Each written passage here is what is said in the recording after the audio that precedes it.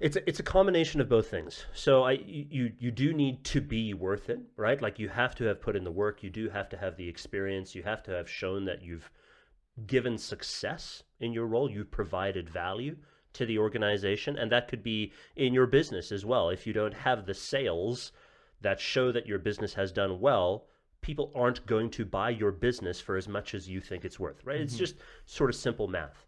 And also, you also have to tell people about it, right? Yeah. So there's a very common misconception that exists in the world today that, look, especially in North America, if I just do the work, I will be recognized and people will see me for the work that I've done.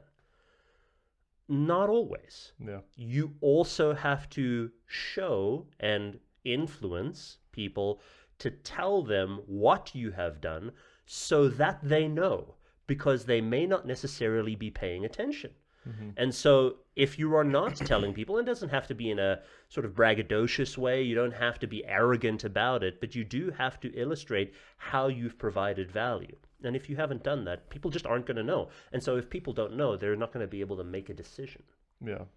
So it sounds like before the negotiation really starts, it's about effective communication and communicating your position, communicating those wins, like you said that they've had previously, the value that they provide. It's like first, you just have to be an effective communicator. So it sounds like that's part of the coaching that you do.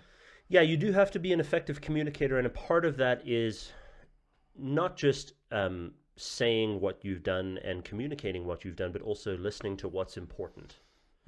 Active listening. Active listening to what is important to the business, because maybe what you're doing, even though you think it's really great work and you're putting in a ton of effort and a ton of time into it, maybe it's not all that important because that's not what's being measured.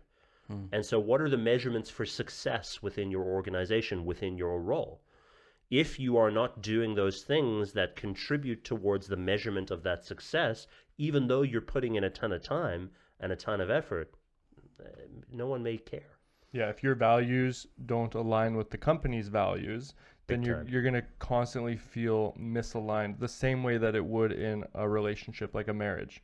If Yes. your values here don't align with the values with this person, you're going to constantly be finding misalignment in what you're receiving from that person as well, right?